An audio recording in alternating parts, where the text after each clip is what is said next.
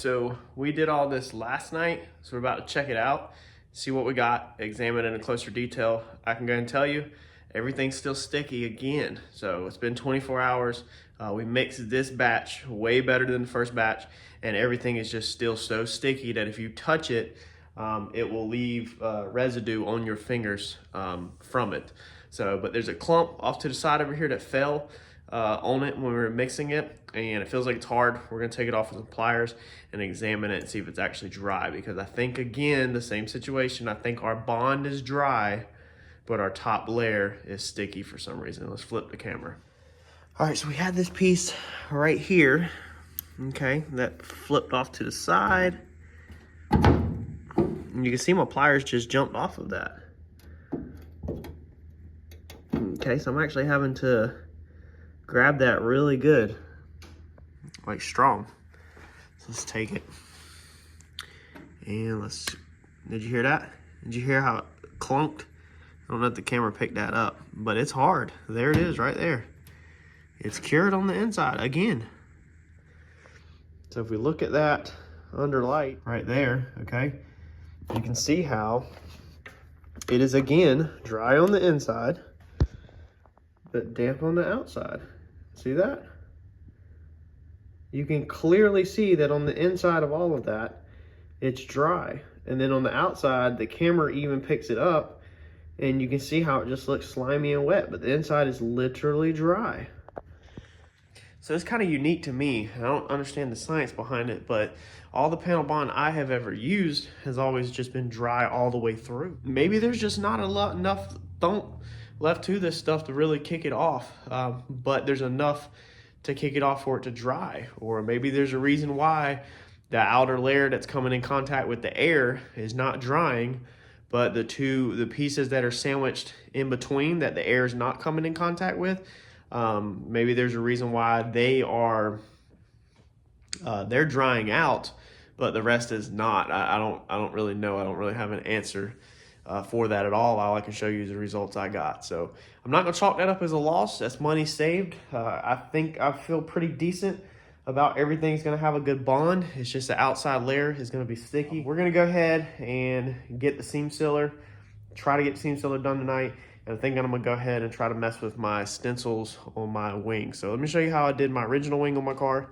It is strutless, so it does not have wing struts. I'm thinking we're gonna do this one the same way. I'm just not 100% if I want to do it the exact same way yet. Let me show you what I did on the last one in case you're new to the channel.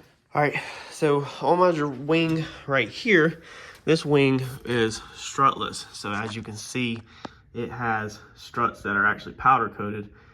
We did an episode on how to powder coat these and how they're made and everything. That's how they're attached. And then on the inside, there's a flange, as you can see, and then they're bolted through the top.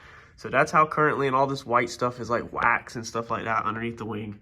But that's how they are currently done, is strutless. So when you open up the trunk lid, it's all one piece. And then the side pieces, they just kind of flop because we've never made the brackets that go into these side pieces for this Azus end. It was one thing that was on the list from the beginning and never ever got done. So all right, so there we go. We got our seam sealer put in down the edge where the deck lid or the aluminum meets the deck lid. As you can see, it literally, you do it just like window caulking. It's just this stuff is oil-based, not water-based. So I went through multiple sets of gloves, and then we did our seam sealer back around the edges really good. Now the little pieces that you see crumbling, if you pop your trunk on an older car, that is seam sealer. That's the same thing. So when they put these pieces of metal, when this metal overlaps this metal, is they run seam sealer across it from the factory, or I think they might also put it in the lip before they put it on. I don't know which way they do it. A lot of new cars, if you'll take your trunk apart in your family SUV or car out front in your driveway, and you open it up, you'll see the seam sealer put on. Now it's put on by a robot, so it's not like smeared out with a finger. I put some seam sealer up in here to kind of help connect the aluminum to the frame and to keep it from, vibrations as much. I did see a high, you can see a high spot right here, so this is gonna get dollied out when we get this thing to the shop. But did it all over here too. Try to pump some underneath there the best I could. got some on that side, and then like I said, did the whole perimeter. So now it's not a bunch of rusty crumbling stuff. When we go to paint it, the edges will all look good. Now I did the edge up here all the way down on our rusted piece, as you can see, to help it from crumbling, but I think we're gonna keep the rust holes all down here. Like I said, I think it'd be a pretty cool piece to be able to pop the trunk and say, man, this thing is literally got rust holes through it, you know. For somebody that maybe don't know the car, it's rust is not gonna hurt anything, and I'm a fan of it. Like I said, when I go to put it in the paint booth, I'm thinking we'll do the black base coat over everything, and then we'll lightly take Scotch-Brite or sandpaper, and we'll actually lightly scuff this whole lip down so we can bring some of the reddish orange back in it with the rust mixed in there, and then we will clear coat over everything. So everything will be black, besides right here, it'll look all really worn and rusted, and then be clear coated over top of. So I think that'd be pretty cool to preserve some of the history of the trunk lid. It'll be hidden, it'll be on the bottom side, you'll never see it. I think it'll be cool. All right, so we are gonna try to glue up this piece tonight. So our N90, I'll show you when we get it all glued up, and our supports. We are using our actual legit panel bond stuff. The problem is I normally use, where did it just go?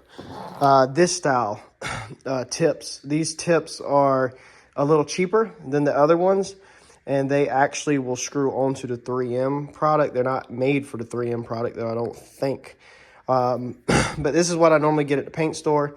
However, the tips I have, stupid me here at the house, are these tips, which I believe require the collar. There's a little collar that slips over this thing to put it on, because as you can see, these tips are the exact same size as the outer proportion of that. So we don't have the collar, so we're going to use some zip ties, rig this thing on to save us this trip to the shop tonight. This is why you don't do dumb stuff like working at your house, you know, when you actually should be working at your shop. But we're trying to knock out a couple things over Christmas break, get these glued up, and so it is what it is. So instead of driving 8 minutes up the road, I'm gonna see if I can get this nozzle to hold on for zip tie with some zip ties, because all we got to do is literally glue 1, 2, 3, 4, 5 runs, and we're done. I don't even know if I have enough to even do this. Let's hope this holds.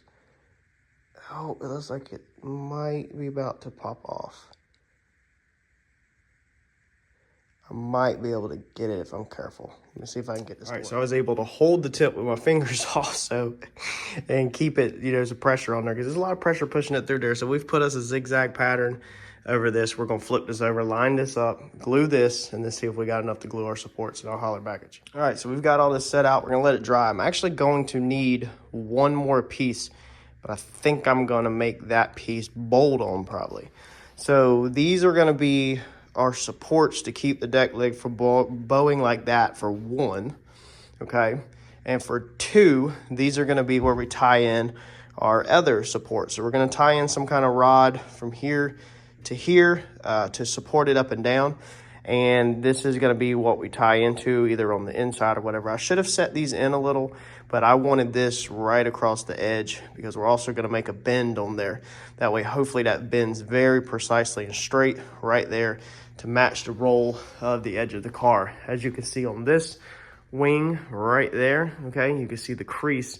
So there's a roll, a bend directly off the edge of the trunk line. So that's what we matched these off of, and that's what we did this piece off of too. Now this will be what your wicker bill will bolt to. So there will probably be nut certs drilled in here that we'll do later. But this is gonna make sure it's nice and straight across the backside. And this will also give us something to bolt our wicker bill in. So we're doing it a little different. When we did this one, we didn't put anything straight across the back. We used our strutless braces, and then we did some little, if you go watch that video, we did some little brackets. You can't really see them because of the light, to put the wicker bill so you can see through the light up there. So the wicker bill is only bolted on in, you know, these little brackets right here. But we did a video on how to do this wing exactly, all the way from the curves to the Zeus fasteners to the bending process, everything. I've already did a whole video series on this setup. So these are going to be where we tied them in, and then I went ahead and clamped this down. So I've got a board underneath here so just nice and, you know, pulling straight across, and then spread this 2x4 out because I'm limited on clamps here at house this time. Took everything else to the shop. So pulled this to sandwich this down.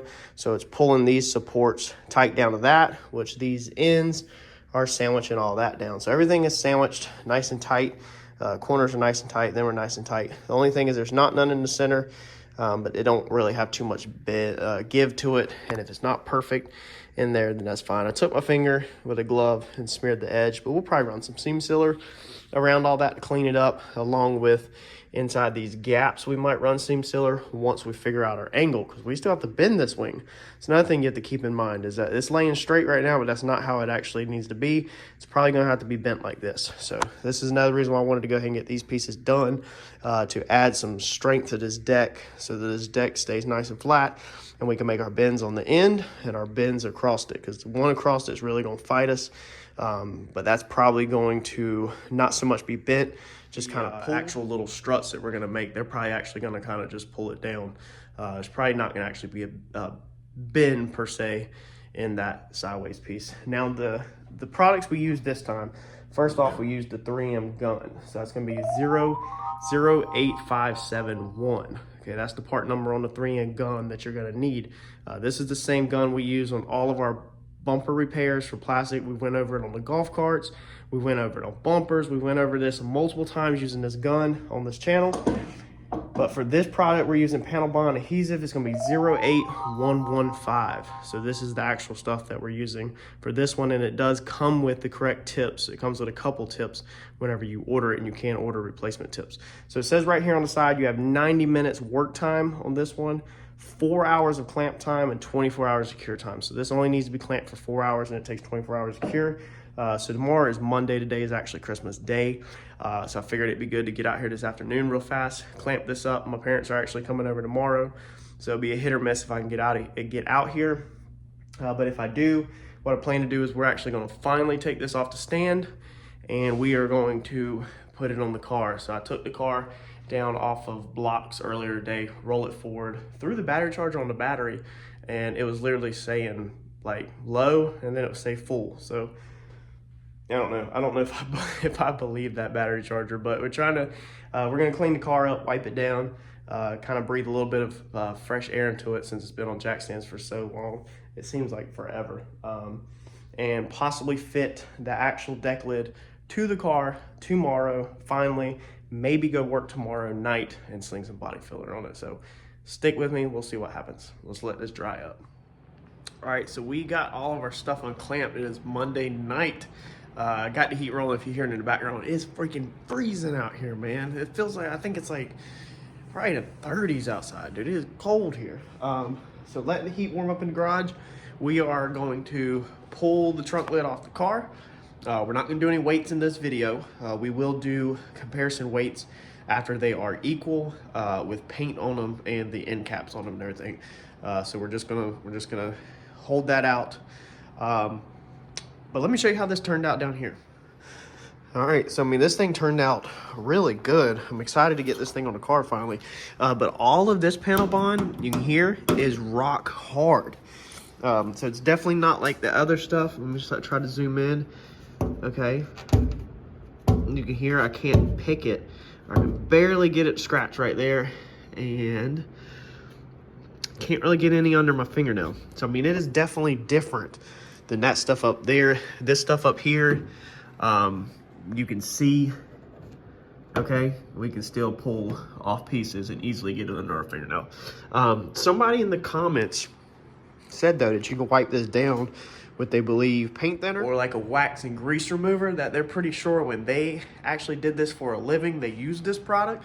As you can say, I had never used this product, and they do recall that even when this product was not expired, that there still was drying issues with the surface of it, that you would have to come in the next day sometimes to spray it with a wax and grease remover or a paint thinner just to knock the sticky side off and to get the stuff, the surface area stuff off, but that it always dried rock hard underneath and held. So I'm almost curious if it dries like a safety barrier over top of it, like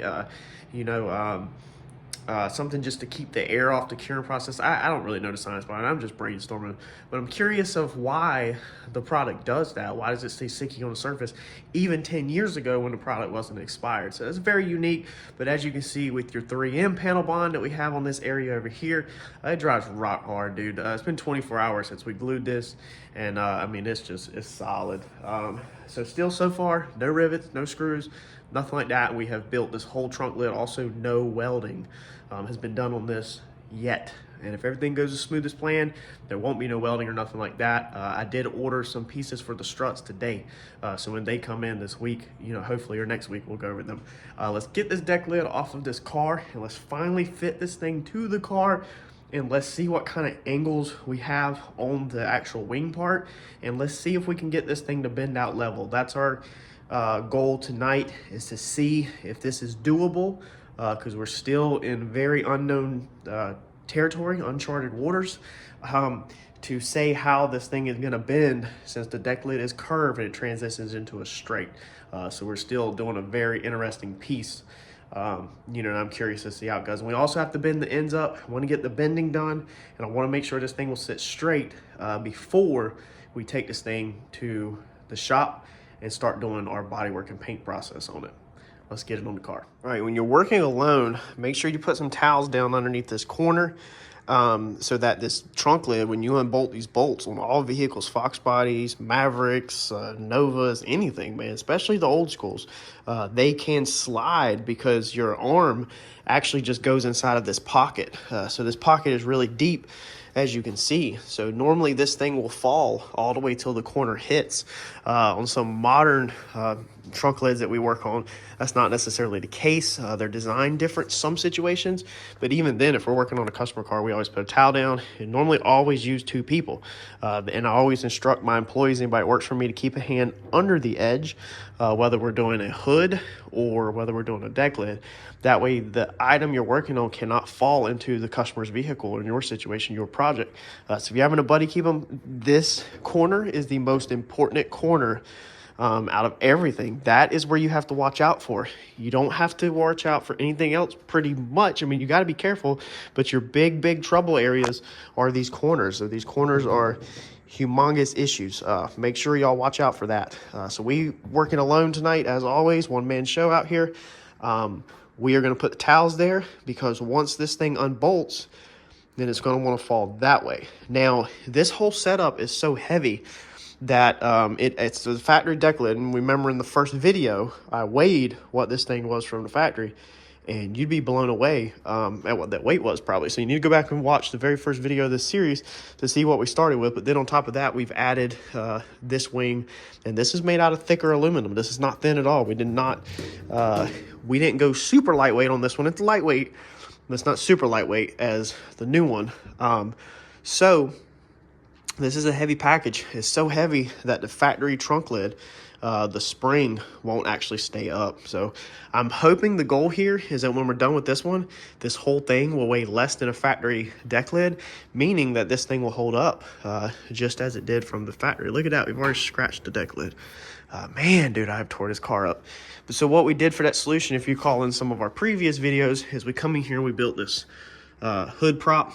We modified it so that when this deck lid is up, you throw a hood prop in, but then you have to throw that in the trunk when you're done. So I would love for this new setup not only to look cool, but also be able to stay up off the factory springs. So let's be careful. Let's get this off, fit the new one, and see if in its current condition, if the factory springs hold it up. So if you are a one-man show like I am, first off, I'm very embarrassed of how heavy that is, taking it off for this to be a race car, even though it's a street car.